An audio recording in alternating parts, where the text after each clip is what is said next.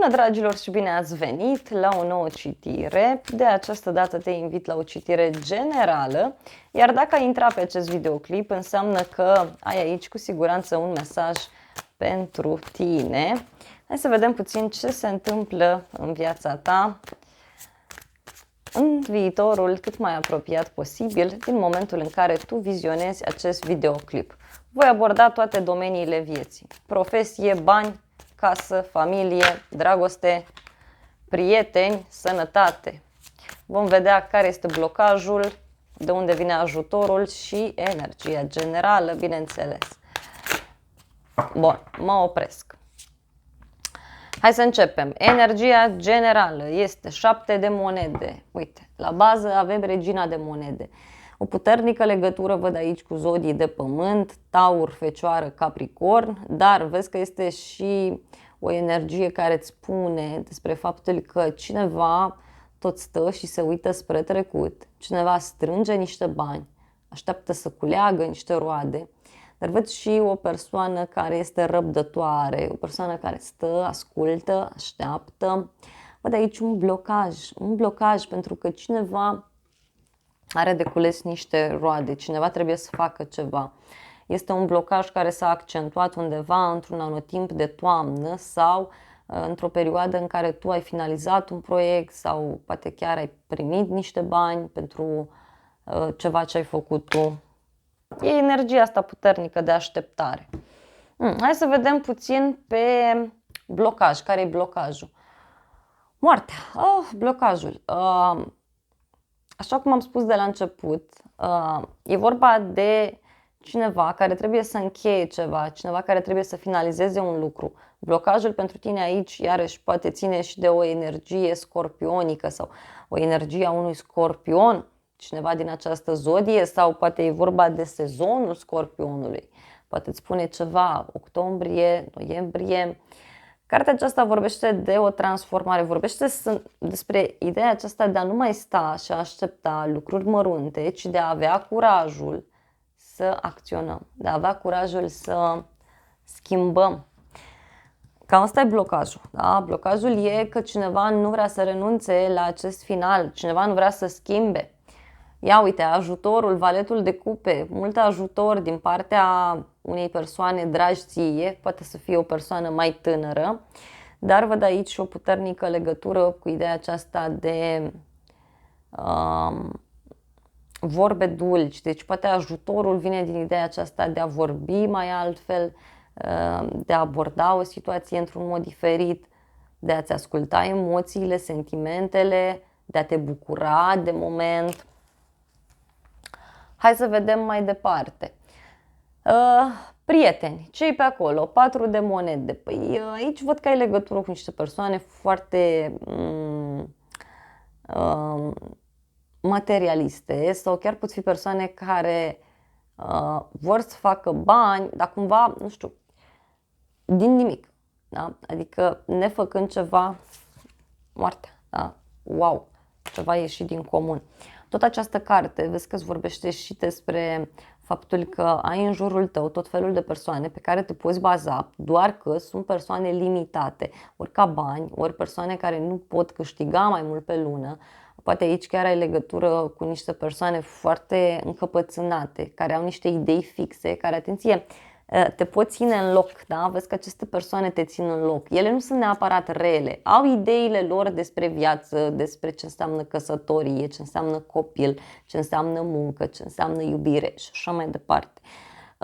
Nu sunt neapărat rele, însă e cazul să-ți iei inima în dinți, să ai curajul să ieși de aici. Da? Hai să vedem pe sănătate, că am un sentiment. Da, am un sentiment, 8 de spade. Păi pe sănătate aici să știi că sunt niște probleme, da? Vezi că foarte multe probleme sunt în primul rând în mintea ta, da? Spre exemplu, nu te iubești suficient, îți apar probleme, da? În zona cardiacă, adică la inimă, da? Apoi, tot această carte vorbește și despre faptul că te izolezi puțin, da? Nu te izola, nu ți asculta toate gândurile care îți vin în minte, că nu te ajută. Poate ești într-o așteptare, aștepți o programare, ești într-o perioadă de recuperare. Vezi că soluția e la tine și aici îți transmit foarte clar că dacă ai reușit să vezi lucrurile diferit, da? Vezi că, nu știu, parcă tu ești o persoană extrem de autentică, tu știi foarte bine ce vrei, uite, știi foarte bine ce vrei și foarte sigur pe tine.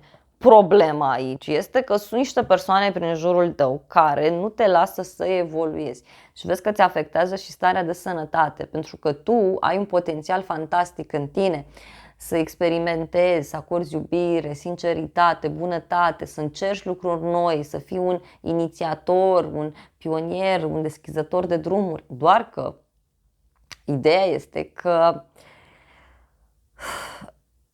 blocajele, repet, țin de niște persoane care ori văd doar bani în față, ori sunt persoane care, așa cum ți-am spus, sunt puțin limitate. Da?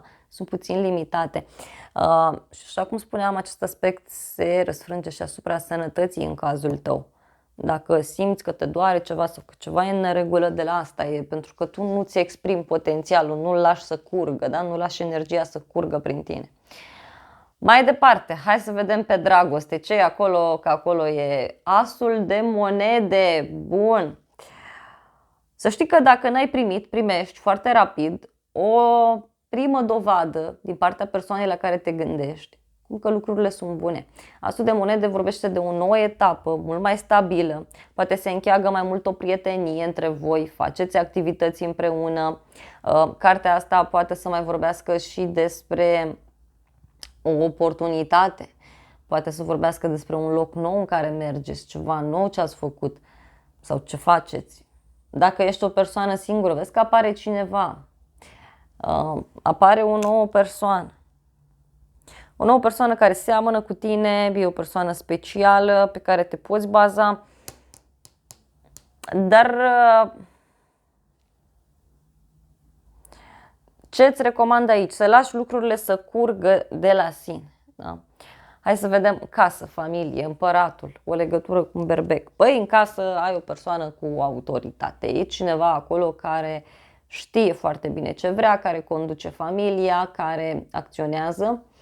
Tot în casă văd că în această perioadă ai de rezolvat ceva legat de niște instituții publice, ceva legat de zona autorităților și e interesant faptul că pur și simplu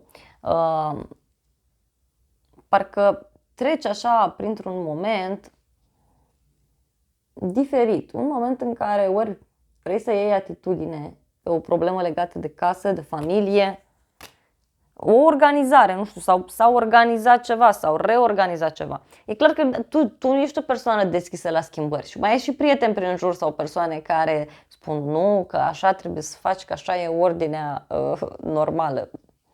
Normalitatea e în mintea fiecăruia, că fericirea e personalizată pentru fiecare în parte. Da? Dacă ar fi așa o fericire generală, aș mai spune, dar cu siguranță nu este. Bun, mai departe, hai să vedem următorul aspect. Hai să vedem cu banii cum stai. 4 de spade. Banii, nu știu, ori nu contează pentru tine, ori te simți sigur, ești calm, ești liniștit. Dacă nu, văd că stai aici, tot te gândești cum fac bani, cum îmi adun, ce se întâmplă. Aici ți-aș recomanda în primul rând să-ți iei o pauză și să începi să faci un inventar în casă, în viața ta și să vezi exact ce ai acolo. În primul rând e important să vezi lucrurile bune, să le apreciezi, să te concentrezi pe ele, să le ștergi de praf, să le valorifici, să arunci ceea ce este stricat. Și e important aici foarte mult să meditezi asupra banilor, mai ales dacă ești o persoană care are probleme financiare. Aici răspunsul pentru tine este în felul următor și anume să înveți energia abundenței, să înveți energia banului, că altfel aici văd clar că nu funcționează. Dacă deja știi aceste aspecte și meditezi și te ocupi cu astfel de chestii ca să te menții, e ok tot înainte. Vezi că momentan lucrurile nu sunt definite, unii poate chiar stați bine, vă simțiți mereu ca în vacanță sau ați putea să stați mereu ca într-o vacanță. Alții pur și simplu sunteți foarte mult puși pe gânduri în legătură cu banii. Poate unii nici nu mai înțelegeți nimic. Azi aveți bani, mâine nu-i mai aveți. Și ultima carte, profesia, faetonul, o legătură cu zodia Rac. Poate te ocupi cu două lucruri în același timp. Văd că ești ești o persoană care se supra-solicită din punct de vedere mental, poate ai 2 joburi, faci mereu drumuri. Aici văd că ți se cere o sensibilitate specială, ți se cere să acționezi, să ai curaj, dar văd și o bucurie pe care o ai sau pe care urmează să o ai într-o situație legată de străinătate, internet, într-o situație legată de un drum, nu știu, vrei să te muți, vrei să-ți schimbi casa, vrei să pleci altundeva, se întâmplă chestii. Da. Dragilor, hai să vedem pe dragoste, că sigur asta vă interesează, pe dragoste. Uite, e ceva legat de o stabilitate mai mare în relație, da? Vă mutați împreună, faceți ceva împreună, e ceva vechi, e ceva ce ți-ai dorit. Și e vorba de un final, de o transformare care apare. Dar uite, e și cu o ceartă, da? Și cu o ceartă, cu mesaje în contradictoriu, tot felul de discuții ciudate pe care le aveți aici. Dar uite, e o bucurie mare, mare, mare. Cineva se pregătește să-ți facă un cadou sau dacă ești o persoană singură, vezi că o să cunoști pe cineva prin intermediul familiei sau atunci când mergi în vizită la cineva. Cunoști o persoană într-o casă sau într-un mediu foarte plăcut ție. Da? Foarte important. Dacă ești deja într-o relație, vezi că această persoană îți pregătește o surpriză, un cadou, sunt lucruri frumoase aici. Bun, dragilor, cam atât de această dată. Eu îți mulțumesc pentru atenție. Nu uita să te abonezi, să apeși clopoțelul, apasă butonul de like, funcții gratuite pentru toți și de asemenea te invit și la o altă citire, dacă vrei să mai vizionezi. Te invit la previziuni pe zodii, dacă vrei, pe celălalt canal de YouTube. Te îmbrățișez și îți doresc să ai parte de o zi sau de o seară cât mai frumoasă.